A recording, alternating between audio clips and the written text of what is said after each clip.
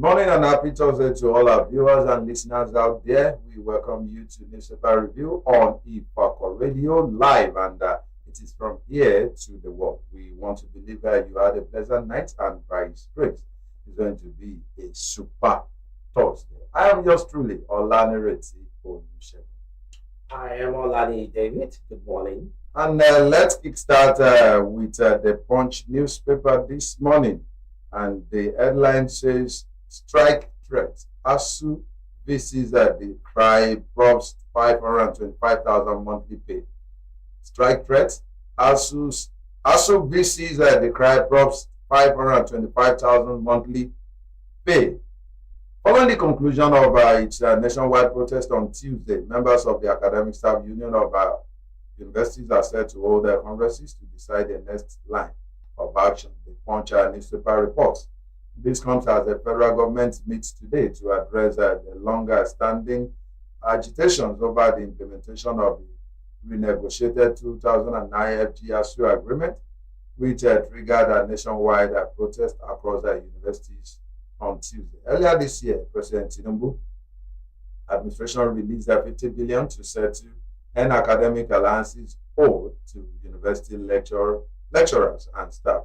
However, on the part of us, they've consistently demanded a clear commitment on improved salaries, conditions of service, university funding autonomy, and a review of laws governing the National Universities Commission and the Joint Admissions and Matriculation Board. But most importantly, here, I think there is room for a roundtable dialogue. The position of us is that their welfare must be looked into. They need improvement in all areas, and I know we have a listening government that will do the needful, because we want an end to the situation whereby academic calendar is being altered at all times. Yes, I think I agree with you, Sherry, because we know the impact that the academics are making into the economy of this country. They are builders, and they impact their life over the years. And I think that this sector should not be neglected. There's a need for the government to listen to the apply and do the needful, because without the lecturers, and not only in the university, just like the way I said it yesterday, it should go across the academia from the cradle, which is the kindergarten or crèche, primary, secondary, and tertiary institution, and not only the university.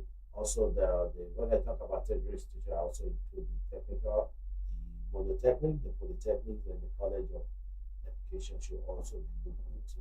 So I think it's a good thing that the government have called them on the round table to discuss this thing, because Georgia is better than World War, and of course because they should look into the welfare. Their welfare is very, very essential, because they are because without them, without the academia, we will not be having good R&D at the time of STEM and innovation and development, because research is a very key thing, and we'll not even be able to have a good statistics in all across sectors.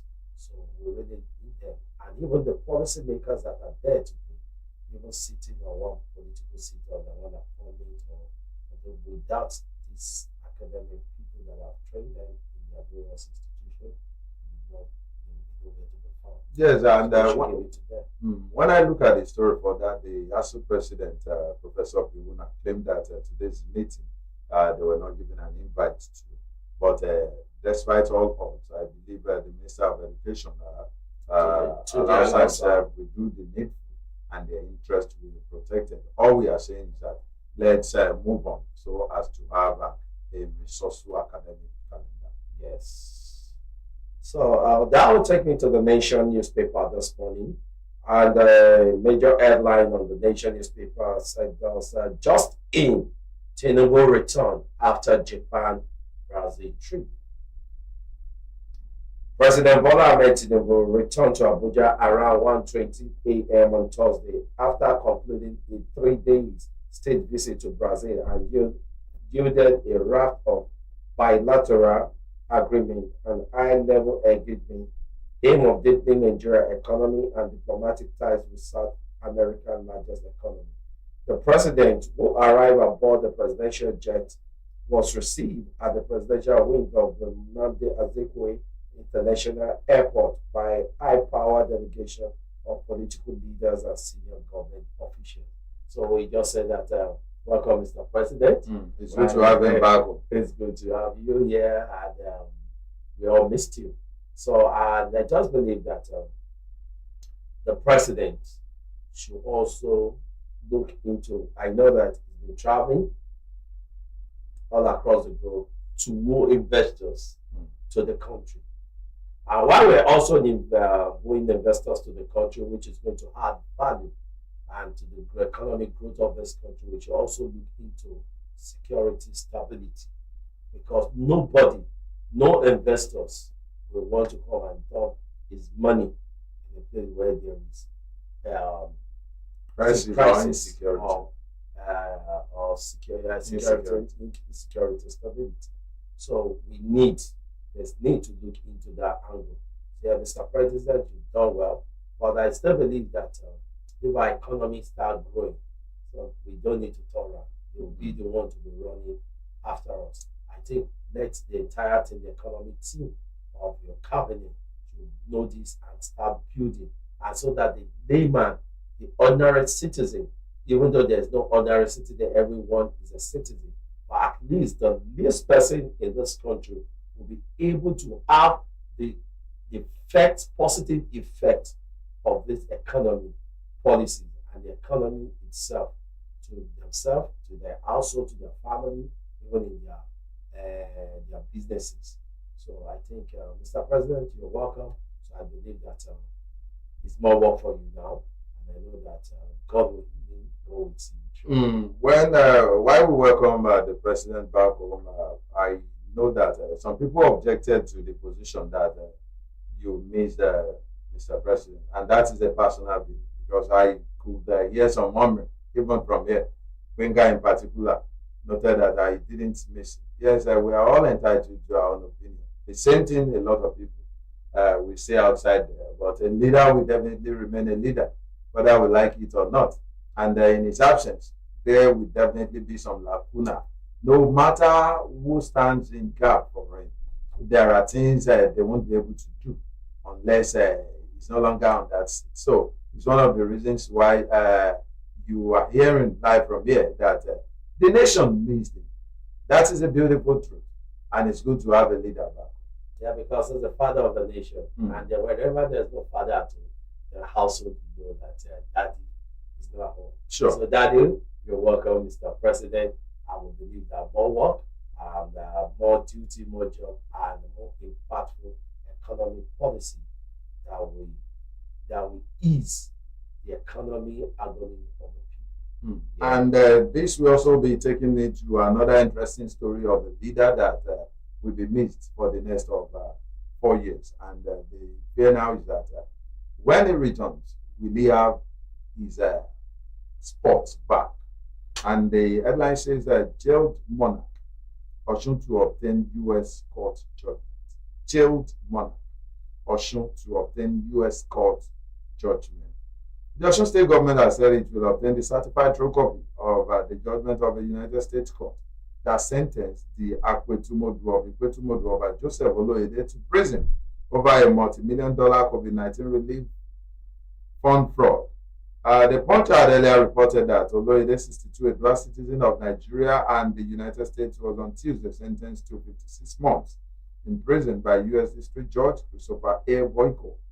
He was also ordered to serve 3 years of supervised release and pay over $4 million, that is 4.4543 in restitution. According to the U.S. Attorney's Office for the Northern District of Oyo, the monarch fortified his Medina Oyo home purchased with proceeds of the scheme and an additional $96,000 traced to fraud.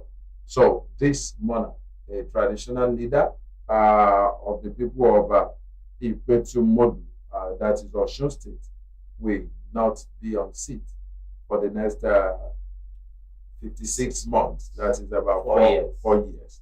And what will happen? So if we're talking about missing a leader, he will be missed. That means the throne will be vacant.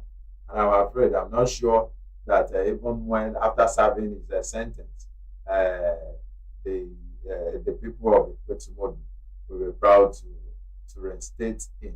As a matter of fact, I'm afraid if that throne wouldn't have been occupied by another, because a dent to the crown is a dent to the community. Yes. That is what we're talking about. It is expected that everybody should be disciplined enough, irrespective of whatever you're going through. And this is a high-ranking personality as far as leadership is concerned. It's an eyesore, it's unheard of, and that such things should come from a traditional ruler, because the traditional ruler play a key role in a community and in a nation and across the globe. And for someone of his status to have involved in a scam, now not only just a scam, but even international scam. So what is it implying now? What example is it laying for the future, and even the community or the village that they represent as their number one citizen, as a traditional ruler? So I don't think as such a person, people should just stop denting the image of Nigeria. Nigeria are good people. We are good people. We are peculiar people. So I believe that such people should not be seen in a seat of power. And I believe that I don't know their laws or their bylaws in Osun State, but I believe that nobody will want a king that have served in a foreign prison for 4 good years. Do you know that this even plays a question mark, a big one, on how our traditional leaders emerge. From the outset, it used to be divine, but of late, people are alleging his money back. Yes, allegedly, according to TikTokers. Yes, that it is even political. It is even government influenced. It has to do with a game of money, which shouldn't be.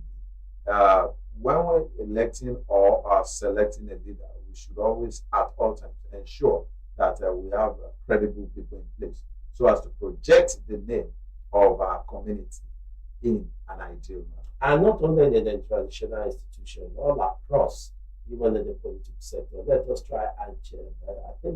I remember when some of us are going on, we know that, okay, somebody wants to rent in a particular apartment, but there's always this underground check about that particular person. And somebody wants to buy for a particular post, there's always an underground check on that person. I think we should start doing that. We should revert to that method, so that at the end of the day, we will not regret for electing or choosing such personality on the throne. So there is just a big start to the traditional institution. I think the government should look into that in the area of selection, or in the area of bringing people into throne. No doubt the next king of that community will be keenly contested for. Definitely. And it's going to be a very serious assignment. So I have on the pages, moving to Vanguard newspaper. On Vanguard newspaper, the headline here says 2027 presidency. Zoning causes rumpus. PDP intensify move to woo Jonathan. Wow. So that's a very a big one on the Vanguard newspaper. And since the presidency has been zoned to the south, and they also need somebody that is credible, somebody that is influential, powerful, with the resources as well. Yes. They're looking for. So the news is the report said that some leaders of PDP are holding high-level consultation to get former President Goodluck Jonathan to run on the party ticket for 2027 presidential race. Vanguard has gathered. This came on a day President aspiration Mr. Goodluck has declared that the party's zoning of his 2027 presidential ticket to the south will not stand, insisting that the final decision lies with the National Convention and not the National Executive Council. Now, NEC had their 102nd meeting, that was over the weekend, and now we're hearing that it's not that power is not in the jurisdiction of NEC, but The executive. the executive. So I think the game, just like I do say, the game has started, and I think that the politics should not eat on the politics. So, and I know that every candidate is looking for a credible personality That is sellable. that is sellable, that is marketable, that is acceptable by Nigeria. So I think it's a good one because that's the essence of opposition party. Opposition party are to check the excesses of the ruling party, and in order for you to dethrone or remove any ruling party, so you need to have a credible candidate. I think so far so good. Good Lord Jonathan is also a credible personality because what I love most about him is during the 2015 election, he handed over willingly and went to his proposal. And ever since, he has been playing in an elder statesman capacity all over. So I think, and he's been speaking, and he hardly criticized. I think when he wants to, if he has any issues, we know that he just go to the presidency but publicly, he doesn't do that. So He's only been matured. And that's very mature. So I think, so let's see how it plays, and how it plays, and how it goes. How it plays on, we will definitely hear from Ifako Radio, will get across to you because we know that the season of politics, politics, and politicking have started. Yes, on that we say good luck to PDP. And since they also win good luck, Yes. I hope that good luck will work for them miraculously. And I'll be continuing with another political story here from the Punch newspaper. It says APC mocks ADC over chairmanship plus APC and ADC. You observe that the only difference here is the letter P and G. APC mocks ADC over chairmanship plus. The ruling of Progressive Congress on Wednesday mocked the African Democratic Congress over its leadership crisis, saying the opposition party lacked the capacity to manage itself, let alone challenge the APC ahead of 2027. The drama followed the self-declaration of the former deputy national chairman of ADC, Nafiu Bala, as the new national chairman of the party. Addressing journalists in Abuja, Bala insisted he had assumed office as the authentic chairman, arguing that the Electoral Act and ADC's constitution made him the rightful successor. So Rafun was who resigned after the opposition coalition adopted the party some months ago. APC mocks ADC over chairmanship tussle. I think there's no party without its temporary crisis at one time or the other. So it is just politicking. If you ask me, I won't even call it a mockery because it is their way. They always tend to lash each other, saying one error or the other. Mind you, they are all filled with one crisis at a particular time or the other. And what really matters is that the ADC should also re-strategize. I know in recent time, the APC have been able to manage their crisis properly. And ADC can also take a cue from this to ensure that their house is in order and that they position themselves very well strategically ahead of the 2027 election if they really want to maintain a state. Yeah, Shegun, I quite agree with you because we all know that opposition they will always have their say. They may not have their way. Majority always have their way. So I think ADC is trying to have their say, but not only the say, just the way we just say on the press review on the Ifako Radio. They need to let us see their manifesto. That is the coalition party, ADC. So when we see their manifesto, then they should be able to market themselves to the heart of Nigerians. Opposition is good, and opposition puts the ruling party on the hot seat.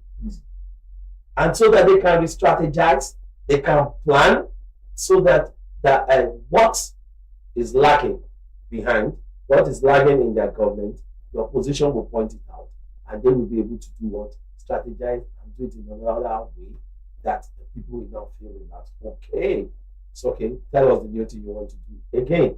So, and then you'll be able to have followers. You'll be able to have people that will follow suit to accept your party as a national party. So, and again, if we know that in the course of politics, we know that now and next year is the electioneering year. In the course, we just want to appeal here that they should not eat up the politics at the moment. Let everything be going maturely the way they are. Because I just love the last by-election rather. The last by-election. I love it. It went peacefully. So yes, that is Nigeria. That is spirit of Nigeria. We must imbibe the spirit of smokemanship at that point in time. So I'm staying on the Nation newspaper. Ex-Lagos lawmaker Idimogo urges Tinubu to pardon Kanu. Judemeka Idimogo has ordered President Bola Ahmed Tinubu to release the leader of the indigenous people of Biafra, Ifako, Mazi Nnamdi Kanu, who was arrested in Nairobi, Kenya in 2021, brought to Nigeria and has since been facing trial. Honorable Idimogo noted that the action taken will be a decisive factor in determining Tinubu's success in the Southeast zone in terms of vote gathering. Wow. So, we have a former lawmaker in Lagos State House of Assembly who was an Igbo indigene that represents Oshodi constituency, O2. I think the O2. So, and he's here appealing to Mr. President. And the point that he was able to go, according to what that for Mr. President to be able to get votes in 2027 from the Southeast. What do you think about that, Shane? Yes, it gives a serious concern. If Kanu is the one calling the shot or influencing whatever stand they're taking in the East. And this is a testimony to so many things that he has been alleged of, even while he was away, before he was repatriated to the country. If you ask me, what is the position of the court on this issue? I know the case has been in and out of court for times without count, but the court should take a stand. Is it a situation whereby the president can just come out publicly and make a pronouncement? Yes, as I want justice to take its course, be it on the side of Kanu or on the side of the federal government, because we are all expected to be patriotic, and we should not, you who live in a glass house should not throw a stone. It is expected that if Kanu, the court pronounced him not guilty, then so be it. The government should do the needful. I think that is what should be pursued. Or we should really know, it should be cleared why you need to spell it out why Kanu is being detained up to this moment. Is it that it's causing security issues, national security issues? Is it a threat? So is it a threat to the government of the day or to Nigeria? So let us spell it out and let Nigeria know why this Kanu is being detained. And if it's causing security issues, national security issues, let it be spelled out. Let Nigeria know and let us, okay, are we sentencing him to life imprisonment? Or is it being released? As we speak, it's not a sentence. The court has not even said anything. So it's just been detained. And I know that is why a lot of people are clamoring. And we are not supposed to be sending wrong signals. I also maintain that stand. Wrong signal to the international community as well as our domestic affairs too. But it is expected that the people from the East will definitely have a sentiment for it. It's their own. And for a former lawmaker to have said that will have a consequence on the next presidential election. I'm afraid. So I do that. Is it Kanuna that cut the short? I believe that we still have state governors of various parties in the southeast. I think we have one ABGA, we have one APC, we have one PDP, and Is there one PDP? Two PDP. Two PDP, one APC, one ABGA, and one Labour. Because the Southeast consists of 5 states. So is that the one that cuts the shot now in the politics of the Southeast? And if it is so, I believe that Mr. President and the National Security Advisor should inform Mr. President and why Mr. President, why Attorney General, the Attorney General of the Federation, should give directive to the court and let us see. So let us see why are we detaining Kanu. I don't even think the Attorney General can give any directive because the judicial system have their own procedures and ways of operation. It is just that let's follow this legally and let justice take its Yeah, why I said that is that I think because definitely it's not Mr. President that will appear in court. It's the office of the Attorney General Sure. that will do that. So let them go to the court and let Kanu to come to the court with his lawyers and let the legal battle kickstart. And instead of detaining in Nigeria, because to us, Kanu is a Nigerian citizen. Yes, and we continue with the Punch newspaper, and the headline says Lagos man killed in fight, suspect arrested.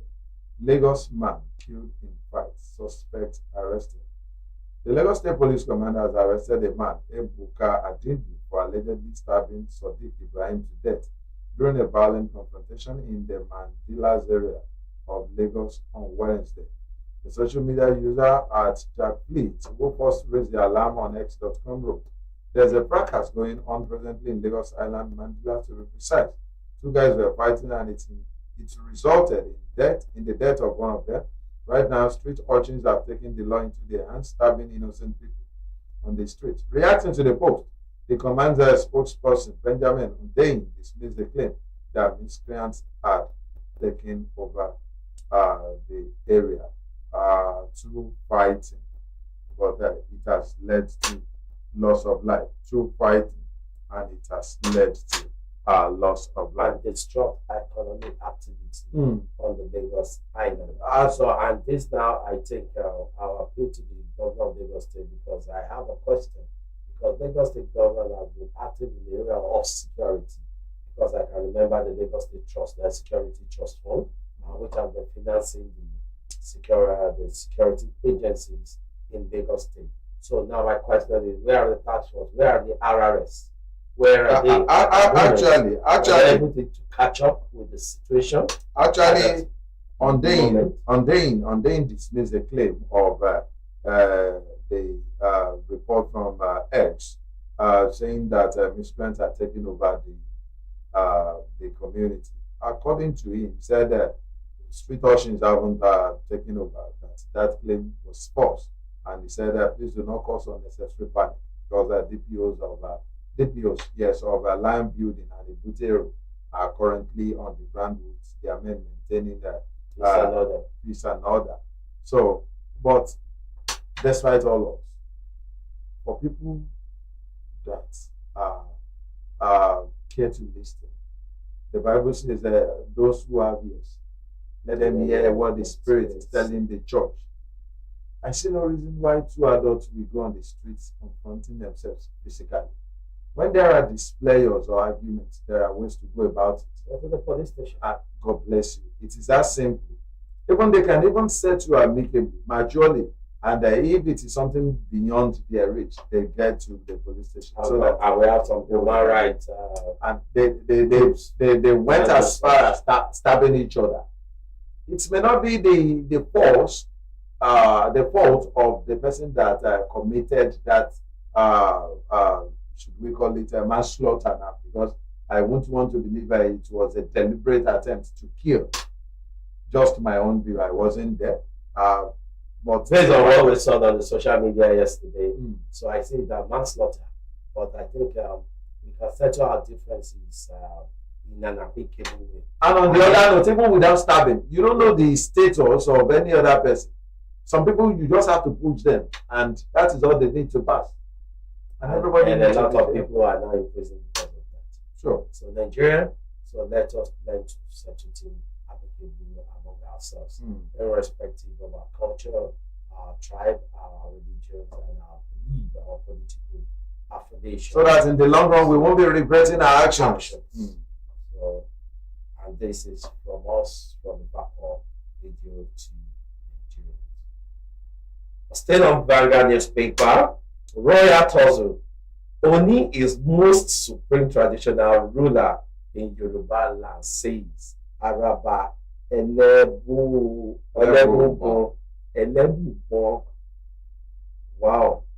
The age-old supremacy between the Oni of Ife and the Alafin of Oyo has recently resurfaced with the Alafin Oba Abimbola Owade questioning the authority of Oni Oba Adeyeye Ogunwusi to confer chieftaincy tied to covering Yoruba land on individual.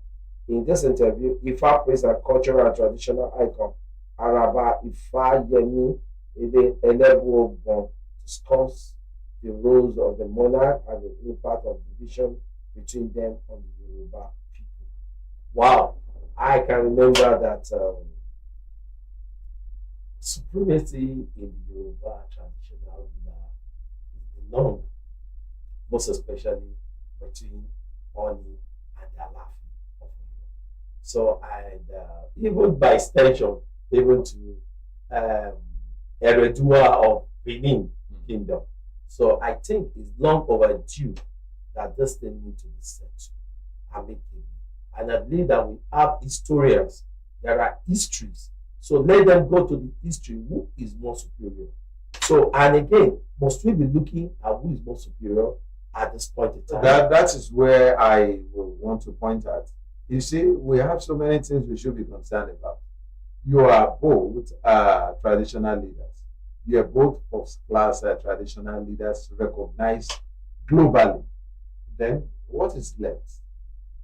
It is just pride. As a matter of fact, this is unexpected of them that belong to this generation. And like I tell people, the Oni Oba Ogunwusi had a wonderful relationship with the immediate past Alafin.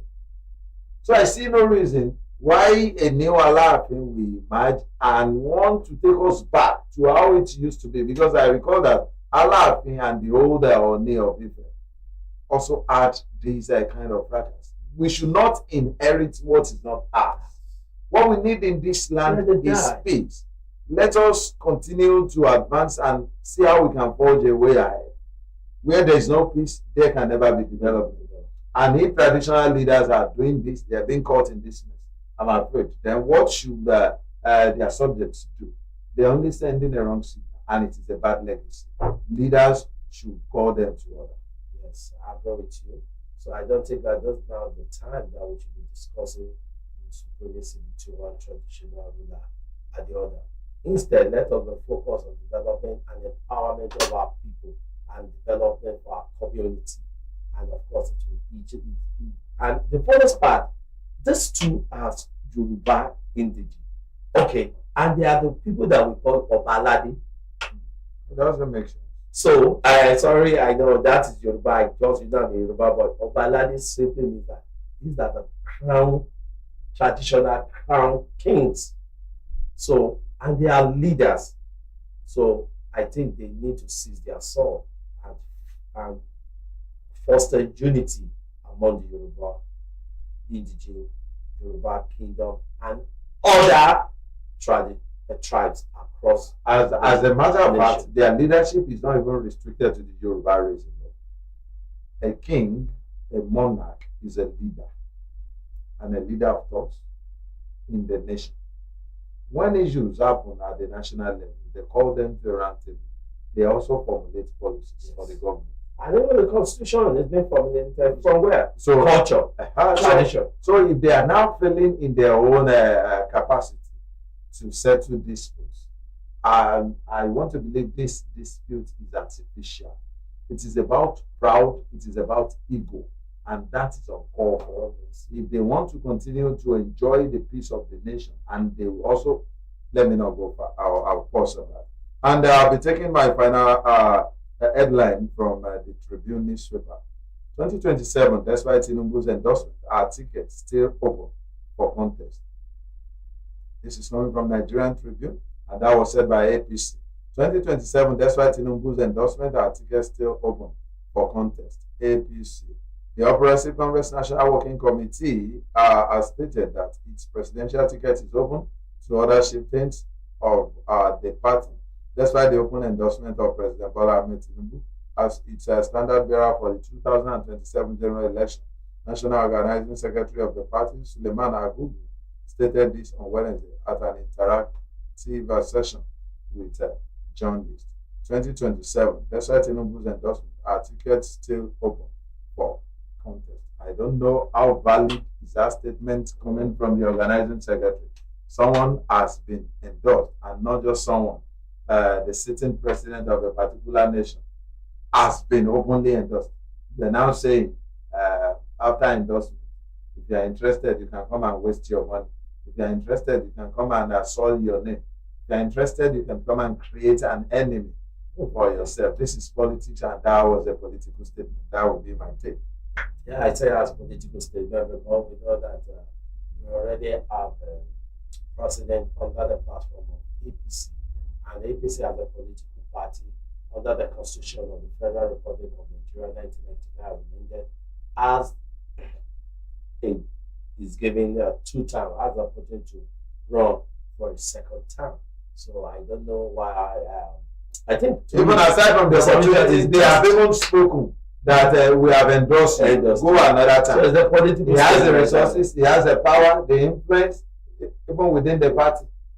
So it's just a political statement. So I don't think it's making any meaning. So I think we should talk about something else. So most especially to fix this country. So we're moving to daily trusts. Daily trust and this politics and daily trust. I saw Nigerian Daily zoning 2027. Why APC and PDP decide ADC holds back. Why APC and PDP decide ADC holds back. In Nigerian politics, the idea of zoning has run into an unwritten rule, a delicate balancing act meant to ensure fairness and power sharing across regions. For decades, it has shaped who gets to be from where already the 2 dominant parties, PDP and APC, have thrown their weight behind South for 2027 presidential race. But the ADC is charting different course, arguing that leadership should be anchored on competence and merit rather than geography. Yes, they have spoken and they are entitled to their own opinion. It is their own party affair. There is nothing wrong with what they have said. Yes, as a matter of fact, to an extent, I also subscribe to that. But nevertheless, I won't also blame them. At the moment, ADC is also a struggling political party. They don't have a base yet. They haven't gathered their asses together yet. So what they are doing is as if for now they're still floating. They cannot even take a stand for now. They cannot make such a pronouncement for now because we have so many people coming in and going out, and they are all coming with interest, and this interest can as well clash. So for them to have a position like the APC or the PDP, no, not for now. Definitely, I agree with you, not for now. So, but we'll be watching how it unfolds. Once it unfolds, you will hear from us, and we're going to read from. We're going to check it from whatever daily newspaper that is available, and we'll reach out to you. Well, just meanwhile, let all Nigerians just be patient. Let all Nigerians be attentive, and let all Nigerians be relaxed and watch which political party you're supporting or you're voting for. But most importantly, everybody should get a PVC. If you have attained the age 18 and you don't have your permanent voter's card, it is time, since it is ongoing now, to get one. And for those whose PVC have been misplaced or defaced, you can as well go to initiate a process now. And for those that want to do a transfer, this is the time to get it done. As we speak, the exercise is ongoing in Ifako. and people are coming out. No, all across, it's even going all across the federation. I could say that because the chairman of the specially constituted committee for that exercise in Ifako was here on Ifako Radio live yesterday on a particular brand civic engagement app to give updates and to further guide the people on how to go about it. So other local governments can as well emulate Ifako, and that is the message. Because of the entire youth who are 18 years and above, also is an opportunity for you because there's no vote on the social media. Sure. On X space, there's none. On Facebook and whatever social media you find yourself. You can only add there. You can only add, you can only have your say there. But for you, not only say, but by action, this thing is by action and it's by your vote, and you need your PBC to achieve that. Yes, we want to thank you for being part of Newspaper Review this morning on Ifako Radio from here to the world. It has been a wonderful segment with you guys, and we hope you follow us on all social media handles on Facebook, Ifako Radio, on Instagram, Ifako_radio, on YouTube, X, WhatsApp channel, also Ifako Radio. You can as well reach out to us on 09122227433. We thank you once again for being part of today's newspaper. I'm yours truly, Olanireti. Olaniyi, David. We see you tomorrow by the